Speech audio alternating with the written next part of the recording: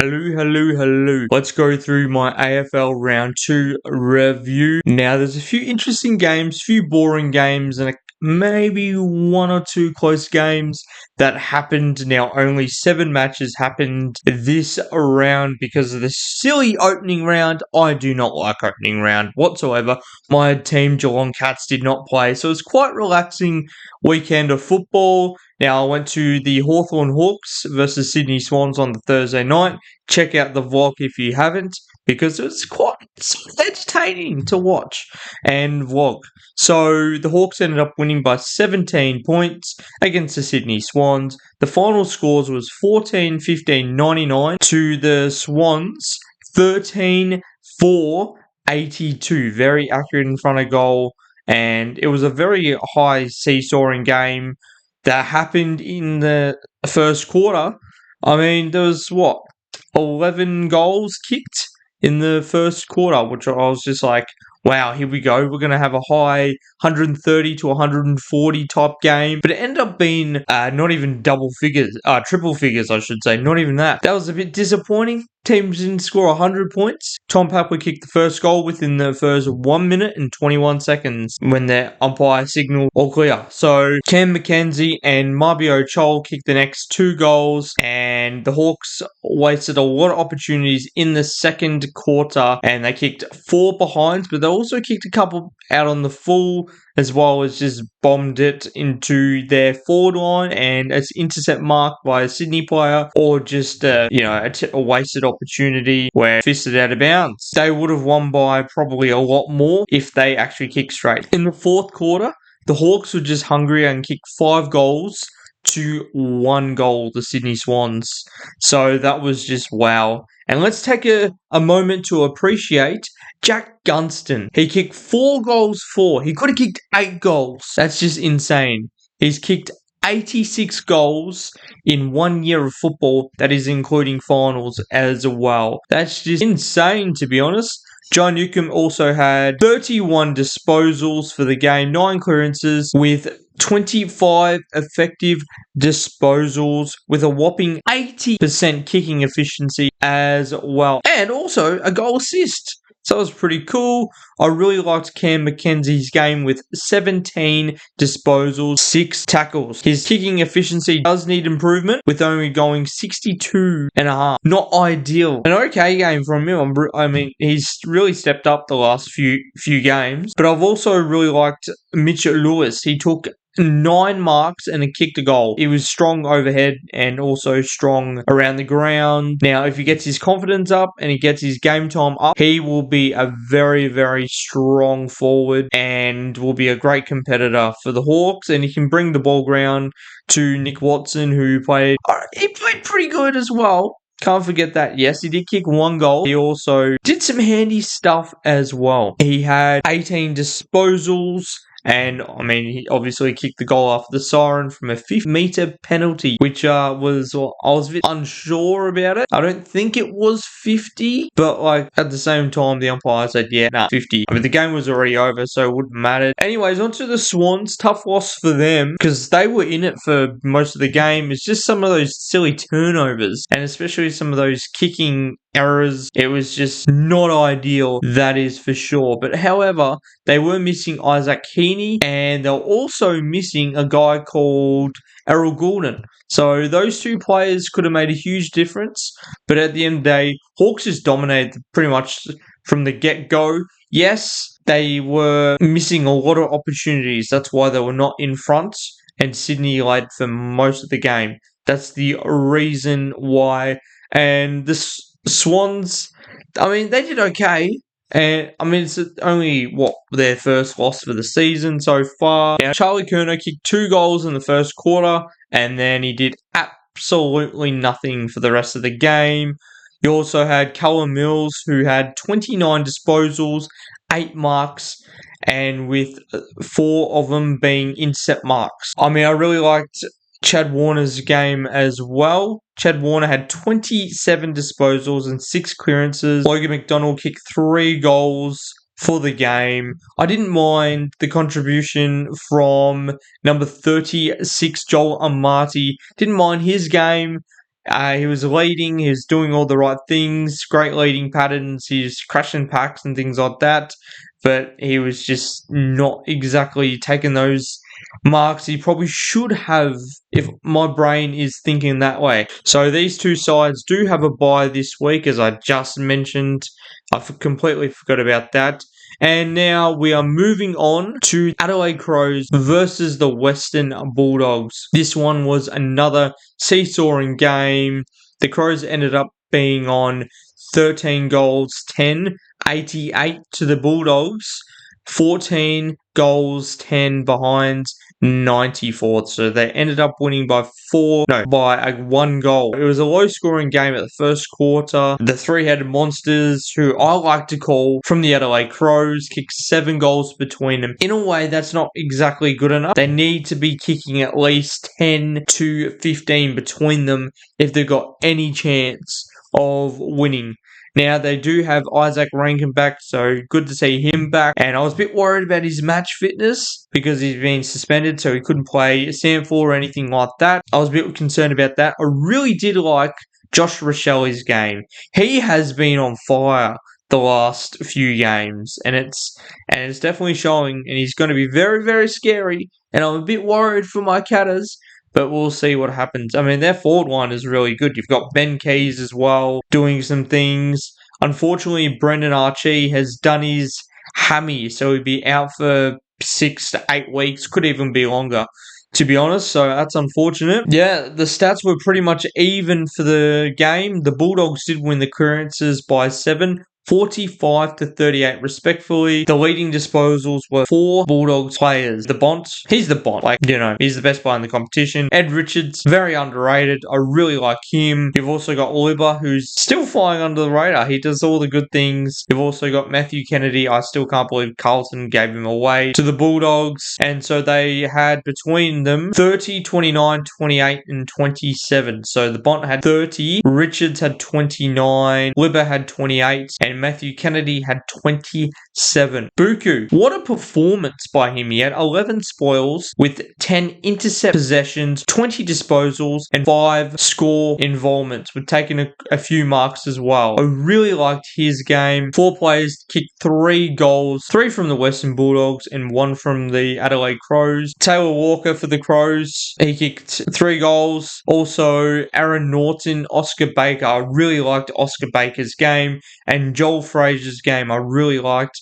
Both of them have really stepped up this year. They've also kicked 3 goals between them. And also, I really liked Chase Jones's game. He was on the emergency list before someone decided to pull out at the last second. I'm trying to remember top of my head who it was. I just can't remember. But he came in, did his role. He had between 17 and 28 disposals. Josh Royal had 9 marks with 25 disposals. Another great game from him. They are really, really missing Mark Keane. With him, they'd be very, very elite right now. So the Western Bulldogs have a bye, and the Adelaide Crows face my beloved Geelong Cats in G-Town, Geelong. I personally don't like this fixture for the Adelaide Crows. It's not fair on them. They've had to travel to the MCG, and then they've gone home, and then they've had to travel again. I mean, wouldn't it just make sense to have the Adelaide Crows at Adelaide Oval taking on the Cats? I'd prefer that. Get that out of the way and done, because Geelong coming off a bye, sometimes that does give you the alter edge because you're playing and you're not resting for like a week. You know, your match fitness isn't up to scratch. I reckon the Cats will be a little bit rusty, bit concerned about our back line. I think the Crows going to be a very, very big challenger this year, and especially making potentially top 4 if everything goes their way. I regret having them in 8th spot right now. Okay, the bye rounds are very annoying me. I do not like them. I hope opening round is done and dusted forever. It'd be nice. So, I went to this game. Unfortunately, my files were corrupted. It's the Richmond Tigers versus the Gold Coast Suns. Now, I wanted to vlog it, but nothing really uploaded. So, bit frustrating, but it is what it is. The Tigers gave it a red hot crack until 3/4 of the way during the second quarter, where just Gold Coast were just way too strong. Bailey Humphries has been suspended by the AFL for his sling tackle on Morris Rioli Jr. I remember watching it live. I'm like, oh, yeah, that could be maybe 2 weeks. And I'm pretty sure he just got 2 weeks or so. I mean, I guess it's a correct decision. Sling tackles shouldn't be part of our game. The Suns obliterated, which is a massive word for me, the Tigers at the G. Richmond had plenty of opportunities in the first quarter. Just their skill levels and the decision makings just let them down. They were horrendous by foot. I think at one stage they were going about 23% by foot at one stage. During the first quarter, I remember hearing that from one of the other crowd. Now the crowd was 30,000, which I guess is highly expected. And you couldn't really go up to level 4 tier unless you went the other way of the stadium. So there's no signs, no nothing about level 4 being shut. So we all walked up to level 4 and said, yeah, nah, it's shut. So that was very disappointing because I like to vlog and things like that on my own instead of people around me. So the Suns scored 10 goals, 65 in the first half to the Tigers, 5-4, 34. It was a 29-point lead. Yeah, dominant display by the Suns. They kicked 8 goals in that second quarter, which pretty much set up the tone, and Richmond just fell in a heap. Tom Lynch has done his hammy. Christian Petrarca has done his hammy, and potentially a knee or a quad or even a hammy for Toby Nankervis. So those 3 are pretty big outs for each club. And Ben King, he scored 7 goals. Can you believe it? He had 7 set shots. He didn't miss. He was just straight as an arrow. He's kicked 16 goals for the year so far. I mean, he's projected to even get potentially even 70 to 80 goals this season. I'm really impressed by a guy called Ethan Reid. He performed really well. He was the second tall for the Gold Coast Suns. He kicked 4 goals and taking 11 marks, which is pretty crazy. Jaden Short was impressive with 33 disposals. Kicking efficiency was 70.4, which isn't ideal. But I mean, he's playing for Richmond, and Richmond are on the rebuild. So I guess that is sort of impressive. Tuke Miller was very impressive. 31 disposals, a goal, and he had 2 goal assists as well as 10 score involvements. Tim Taranto was very poor by foot, 30 kicking efficiency, whilst having 12 tackles and 26 disposals. He had a solid game, but just some of his kicking was just very, very poor, and he kicked it straight to the Gold Coast players. You also have Seth Campbell, who kicked 3 goals and looked promising up forward. The last couple of years, he's done some great things up forward. Mac Andrews was very impressive for mine because he went to pretty much every contest. Yes, he didn't get some of the stats that the other players would have, but he just did those little things by just trying to be in there, create a contest. So I think he's just going to be getting better and better with his confidence and age. Now the Suns added an extra 9 goals after half time to win by 68 points, 128 they ended up with. Also, the Tigers have Freo in Perth, so that's going to be another tough loss. But also, the Suns have a bye, which I do not like at all. Okay, we are going through the GWS versus St Kilda game. A dominant display in the first quarter by the St Kilda Saints. They kicked 5 goals to 1. In the second quarter, they had a solid lead of 39 points at the 10-minute mark of that quarter. However, the Giants weren't switch on from the get-go, but they came back and almost won. Now, the timekeeper did stuff up that 29 seconds. Could that have been added on to potentially in the last quarter if they had a no? But at the same time, accidents do happen, and GWS didn't deserve to win that game. I mean, St Kilda almost lost that game. They deserved the win, no doubt about that, St Kilda, but sometimes they just don't know how to close out games exactly well enough. The Giants kicked 5 goals, 1 behind in the last quarter after scoring 5 goals, 13. So they had 13 behinds. They had so many shots they should have taken, and they should have made it pretty much, I reckon, half of them at least, and they would have won by maybe 4 goals, 5 goals. Now, 17 goal kickers between both sides.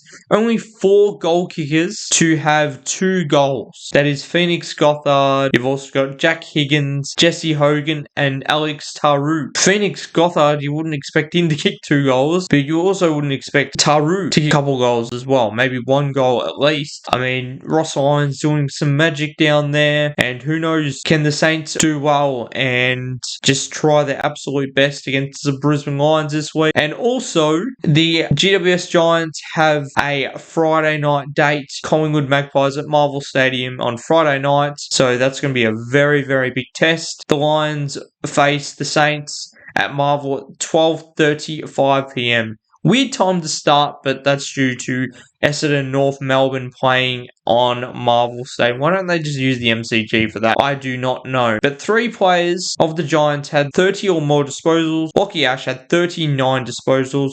Clayton Oliver had 33, and Finn Cullihan had 32, as well as Jack Sinclair had 31 disposals. Let's go through the Fremantle Melbourne game. And from quarter time, it was just game over. Fremantle were just so dominant in that first quarter. They kicked 7 goals, 7, 49 to 1 goal, 1 Melbourne, 7. And I was thinking, wow, this is like the Geelong game all over again. And especially when the Melbourne Demons, they kicked 4 goals in a row to come back within, I think it was like 26 points, was it? 25 points they came in within close. And I was just like, here we go. We're looking forward to this. And unfortunately, the Demons just switched off after that. And just a dominant display from Fremantle. They were just way too good. But I mean, they're a top contender and they're in the top 4 for mine. So they had to be very good. Shai Bolton had 32 disposals. Andy Brayshaw had 39 disposals. 10 score involvements. And a whopping 1 clearance. That's just insane. That's unheard of, really, especially when you had 39 disposals. Jack Steele had 31 disposals, 9 clearances, with 7 intercept disposals. And you can't forget he had 9 tackles as well. I really liked Luke Ryan's defensive game as well. He really stepped up big time for the Dockers. The Dockers hosting the Richmond Tigers at home. That's going to be an easy win for them. So you can already tick it off. Obviously, they've got to get the job done and got to play hard. And also, the Demons have the Blues at the MCG on the Sunday Arvo, 3:15pm. So I'm looking forward to that game. I will be vlogging, and I'm looking forward to seeing how the Demons bounce back. Let's talk about the most boring game potentially I've ever seen, really. Port Adelaide versus the Essendon Bombers. I mean, it was over. Like the Fremantle game, it was all over at quarter time. And if you're an Essendon fan, I'm sorry, your team isn't great, but at the same time, you would know your team's not great. I feel sorry for you guys that you got to put up with that. Brad Scott has to go, surely, and they need to have a massive team meeting, and hopefully they come out firing against the Roos this week. I mean, not much to really say. Connor Rosie has done his knee, if I am not mistaken, so he'll be out for quite some time, you'd suspect, unless somehow he's got the magic spray and he's all good to go. Even the VFL Essendon team got hammered by 50 plus points against my Cats on a Friday night in G-Town. So, I mean, they're just an absolute wreck of a club and they need to do something about it before things get escalating. I mean, it already has, but you're keeping a player who's not happy and nothing's changed about it. So something really needs to change. It's either the coach or you need to start dropping senior players or players who do not perform at AFL standards, that's for sure. Now, the Jason Horne-Francis had 3 goals and he was very, very elite. He had like 26 disposals as well. Zach Butters had 36 disposals, although his kicking efficiency was 65%. He also had 27 effective disposals with 771 metres gained. That was the number 1 metres gained. That was unbelievable. He also had 13 score involvements. Nate Caddy kicked 4 goals, but he missed an easy shot on the run within 10 metres. So honestly, I don't know how he could have missed that. He could have dribbled it a little bit and it wouldn't have been ideal, but hey, it's a goal at the end of the day. That would have been. It's going to be a very rough year for Essendon Bombers. and I feel sorry for you guys, but it is what it is.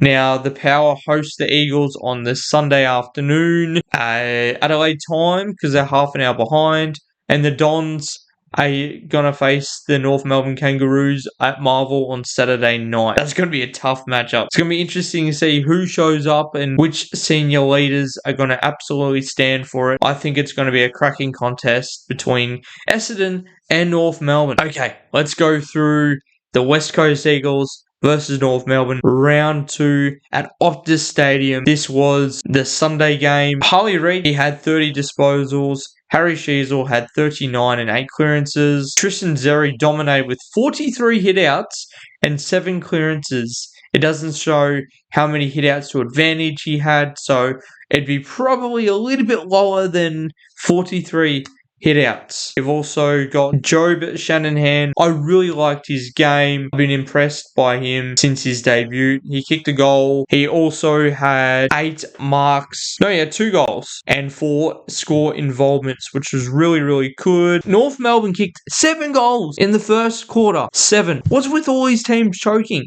It's just unbelievable. Oh, is there the match fitness or something's going on? I don't know what it is, but it's just insane. Eagles scored 3 goals, 1 which equals 19. North Melbourne had a cracking win the week before, so I thought the confidence was going to be sky high and they're just going to cruise past the Eagles. It was the opposite that happened. You've also had Milan Murdoch, who played really well, 27 disposals, and he just got injured. He's in my super coach, and I'm not happy about that whatsoever. Nick Clarkey, though, he kicked 6 goals with 12 pressure acts, 8 score involvements with 10 disposals, 6 goals, 10 disposals. That is really, really impressive. Devon Robertson was very, very good with 26 disposals, which was a career high for him. I was dissatisfied what the AFL did and the action of Charlie Comden. He elbowed someone and pushed someone like that and connected with Harley Reid. Yes, Harley Reid did start it, pushing him around, things like that, but you shouldn't be able to elbow push someone to the ground like that. I don't like that. He should have got at least a week suspension for that. But I mean, it is what it is. That's the AFL though. They're very inconsistent with the MRO. And after 300 and plus days and 14 AFL games, the West Coast Eagles are on the board for 2026. Can you believe it? But yeah, that is my match review for round 2. Subscribe to the channel if you are new. I have I have my Footy Stars AFL Select, and I am looking forward to unboxing that hopefully Wednesday, which is tomorrow as I'm recording. So it'd be nice to open some of those cards. I will for a YouTube video, and I wonder what I'll get. So subscribe to the channel for more AFL videos. I'm trying to be consistent with this, and I want to do it every Tuesday around maybe 7 or 8 o'clock at night, because by the time I write these scripts, because they're 10,000 characters long, and I want to make sure that I get some of these things right. That's what I want to do. Comment below what your take is on my content as well, and feedback is always appreciated. So thanks so much for watching. Subscribe to the channel, and peace.